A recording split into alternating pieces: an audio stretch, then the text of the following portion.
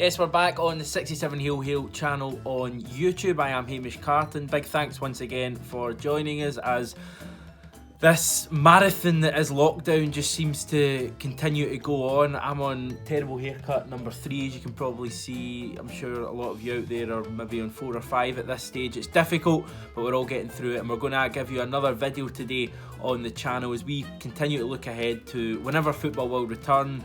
Maybe we'll be waiting a while until we actually get fans back at games or even see any matches on television. But one thing that we do know is going to arrive in the not too distant future is the summer transfer window.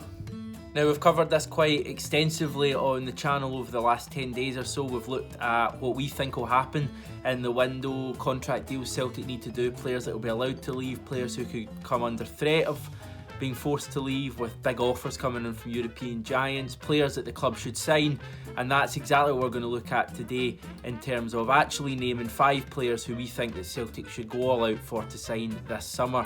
Now, you will have heard of probably at least one of them. There's maybe one in there that you won't have heard, so we're just going to run through them for varying reasons and various positions in terms of what players Celtic should be looking to bring into the club this summer. However, before that, we do know that it's going to be an incredibly busy summer in terms of transfer rumours. Obviously, with the lack of actual football stuff that's going on at the moment, these various publications, your Scottish Sun's Daily Records, as well as, the online and TV, radio companies as well, will probably be looking to drum up certain transfer rumours. A lot of them won't even have much basis of truth behind them. But just due to the lack of other content there will be a significant increase in that kind of rumours, even from this time last year. So we've come up with what we're naming the 67 Hail Hail transfer bullshit detector. Apologies for the bad language, but it's exactly what it's going to do. A little bit of advice to all you guys and girls watching this, that if you want to work out what transfer rumours have a bit of basis of truth behind them, then just follow these simple steps. Now, first of all, you want to look at who the story is coming from. Is it coming from a reputable writer with established links, maybe in the past, to the official Celtic Football Club? Now, I'm talking about the likes of David Friel at the Scottish Sun, as well as Stephen McGowan, who's the chief sports writer for the Scottish Daily Mail. Those two in particular really reliable for Celtic transfer stories, so chances are if you see one of those two names at the top of the transfer story you're reading, it's got some basis of truth behind it.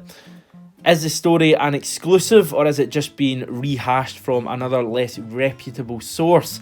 Now, quite a lot of the time you do get this, especially this summer, as I was saying earlier, with newspapers just looking to get hits in any possible way. You see a lot of stuff reported that originally came from perhaps lesser known or less reputable websites that perhaps, dare I say it, sometimes just like to stretch the truth a little bit, if we put it that way, or even some foreign websites. And finally, our most important bit of advice, and it's a pretty straightforward one, is just, does it make sense? That question, is it a fee that Celtic would shell out? If we're talking 15-20 million, chances are not. Is it a position that we'd likely look to strengthen this summer, like centre-back or the wings? And is it a market that we usually operate in? Now, the markets to look out for, as you well know, are the likes of the French one, where we've had so much success over the past 4 or 5 years, as well as the English leagues, especially the lower leagues. So keep those bits of advice in mind, and hopefully that will help you distinguish the slightly truthful stuff from what is just white noise, basically, in the transfer window. Now let's get on to the players we're recommending. Now, you're probably going to recall this first player. Last summer's transfer window, the start of it anyway, was basically dominated by chat about David Turnbull coming to Celtic from Motherwell or not. You know the story by now. We had a bid of around £3 million, eventually accepted. It looked like he was going to sign, then it looked like he wasn't, then finally he was going to sign, and then, wouldn't you know it, in a routine medical, we found an issue. He had to have an operation. He's basically missed the entirety of this season. It's been a season to forget for him. However, he did make his return to the Motherwell first team just prior to lockdown. He's not up to peak sharpness, but the noises that we're hearing is that he's not looking too bad at all. With this in mind, sometimes you just get a feeling about a player, and I think that Celtic should move for David Turnbull as soon as possible. Now, I understand the feelings that he is unproven at the moment in terms of, since his injury, we've not seen enough to to work out that he's back to that level he was prior to getting the injury. But I just think that you need to take a chance with this kind of player. When he's at his top form, he looks really good. As we say, the noises are that he's doing well in training for Motherwell, and he's certainly a very talented player given the way that he played in his first full season at the club. He's arguably the best young goal scoring talent that the league, the country has produced in, I don't know, 3 or 4 years. Probably Ryan Christie's the only other obvious one I can think of, you know, a real goal scoring player, albeit that both are midfielders. I think they are quite similar, the players, so we could look at a succession plan with Christie probably moving on at some stage in the next 2 or 3 years. Turnbull could be that man to fill the void there. I also think things could be done with our deal. We could possibly sign him, then loan him back to Motherwell for a season.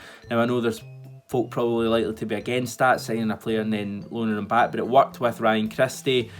I just think he's a player very much like Christie, and like McGinn should have been, that is a standout in Scotland and a guy that we should really be looking to bring to the club. And when you look at the kind of players that would sign from, you know, European leagues for the same money, then it's just a no-brainer for me.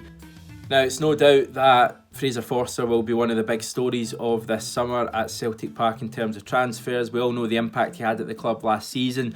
Will he be there next season? For me personally, I think that it's perhaps the biggest challenge, the biggest issue facing the recruitment team or the transfer team this summer, probably alongside keeping Odsonne-Edouard at the club. It's massive for me and for probably most of you watching this that we get Forster in. You just look at what we got this season, what he gave us. For a start, would we have won the Betfred Cup had he not been there? That performance in the final against Rangers, I think Rangers would have won that game if we'd have had Bain or Gordon in nets. We wouldn't have beaten Lazio twice were it not for Fraser Forster. I think that much is pretty clear, especially the home game with that remarkable save from the Coulibaly volley near the end of the match. So you ask yourself the question, you know, how much is Fraser Forster worth? That's a big question we're going to find out probably this summer. How much do Southampton want for him? What does Fraser Forster want? How much is too much for us to pay? And another important question that I don't think too many people are considering is, will there be interest from other clubs? You know, we don't have a divine right on our own just to choose whether we sign him or not. I think other clubs will be interested given the form that he's had. You know, we've seen all these saves shared on social media so many times by BT Sport, you know, the cup final compilation of saves, the great save from the Coulibaly volley I was talking about. You know, people are aware that Fraser Forster is back. What does he want? Does he want to come to Celtic where he seems really happy, probably take a bit of a wage cut? Or does he want another crack at the English Premier League and even possibly the English national team, given how Pickford's struggling at the moment? So a lot of questions there. I just really hope that we give it all. And, you know, Fraser Forster is going to cost £8-9 million. For me, that's still money well spent given what he's got. Now, if you follow lots of Celtic transfer stuff on Twitter and Facebook and stuff like that, chances are that you've probably heard the name Jeff Hendrick mentioned, you know, maybe the forums as well. He's a 54-time Ireland cap. He's played a lot of games in the Premier League for Burnley. He's been quite a consistent performer for Sean Dyche's side as well. And I think this is a deal that Celtic should be looking to get done this summer. Now, usually when you look at a player who's that experienced in Ireland international, as you said, over 50 caps, you'd be thinking, what's the transfer fee attached? Well, the reason I think we should get this one done is because there would be no transfer fee attached at the moment. That's because Hendrick is very likely to be out of contract this summer unless he signs a deal with Burnley in the next few weeks or so.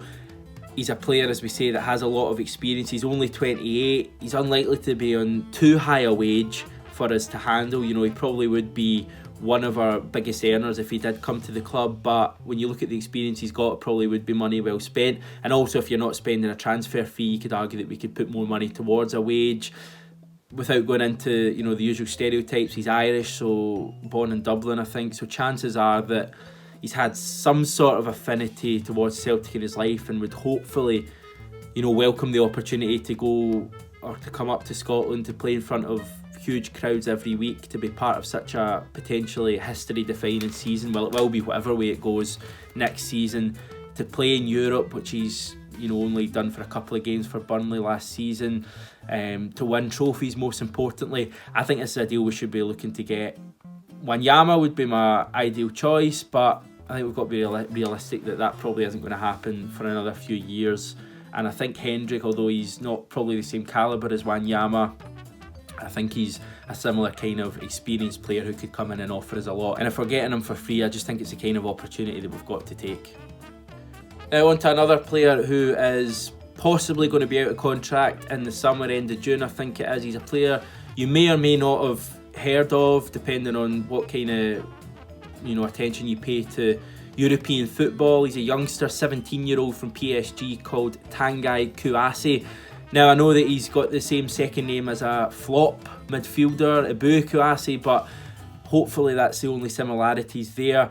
He's a player, as we say, plays for PSG. He's a youngster who has made a few appearances. I think he's made 6 in the Ligue 1 for PSG this season. He made a few in the Champions League as well. He's far from a regular, but he's also clearly a pretty talented player if they've given him that sort of opportunity at just 17 years old.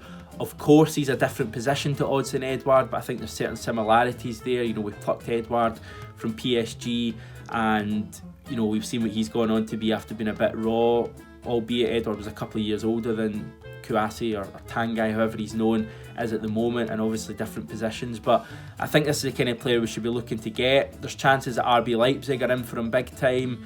Basically, just to give you an understanding, his situation is that he's contracted by PSG in a youth contract at the moment. He's not signed a full contract, meaning that by the end of June he could look to move to another club for free. I think there would be compensation payments probably paid. I'm not 100% sure on that, but in terms of getting value for money, this is a kind of signing we should be looking to make. We've seen the success we had with Edouard. We've seen before that with Moussa Dembele. We also tried it with Timothy Weah. Young players who are clearly massively talented that just need a proper opportunity to come to a big club and play every week. And we've certainly seen it with Edouard. Our relationship with PSG is pretty strong, although we don't know how the end of the Weah transfer and the fact he was, basically discarded early has affected that. There was no deals done with PSG in the summer there. But as we know, the French market's one that we like to delve into. And I just think if the scouts are looking for a youngster to come and play, possibly the next Van Dijk, something like that, if we're looking for the next one of them, then I think this guy is clearly the kind of player we should be looking for. And it's fair to say, just on our final player, that loans are going to be a big part of what we do this summer. They have been over the last few years. We use loans primarily for 2 reasons. First of all, to be able to get players who we couldn't normally pay their transfer fees or afford them. Look at the likes of Mohamed El Younousi this season, and also players who we like to see a little bit, that kind of try before you buy attitude. So that's why loans are quite important to us. I think we all know that signing loans to try and win his league isn't the way to do it. We saw how that failed with the likes of Oliver Burke, Weah, Toljan, who Brendan Rodgers signed in his last transfer window at the club. I think loans are good to supplement a strong core of players who are committed to the cause. We know it can work both ways, but certainly with the likes of El Younousi and Forster this season, it has worked. And I think that, getting a player like Jordan Ibe, who's my last suggestion for Celtic to sign, would make sense. He's a player who we could get on loan. He struggled a lot at Bournemouth. He's had injuries, form issues as well. He's certainly probably not half the player he was at Liverpool a few years ago, but he still has raw quality. He's got pace, he's got a good final ball, he can score goals. And, we've given players a platform to revitalise their careers in the past. The most obvious one, another winger, very similar, it must be said, Scott Sinclair, albeit a couple of years older. I think we could do a similar thing for Jordan Ibe if he wanted to take that plunge and come up to Scotland. Obviously, we need a lot of depth in the wings. We're effectively, if El Younousi goes away, we're looking at just Forrest on the right, because I think Shved's a write-off at the moment, and Mikey Johnson, who's pretty injury prone, on the left. So we really need options. Ibe can play off both sides, primarily the right I believe, but he can play off both. I just think it's a kind of signing that we should be making. There's obviously been chat about it in the past. For whatever reason, it's not happened. I don't think it's ever been properly confirmed, the interest by the club, but there were certainly numerous sources down south reporting that, and I think Eddie Howe, the Bournemouth manager, was even asked about interest from Celtic at one stage in the summer. So expect certain rumours on that one this summer. Whether anything happens, who knows.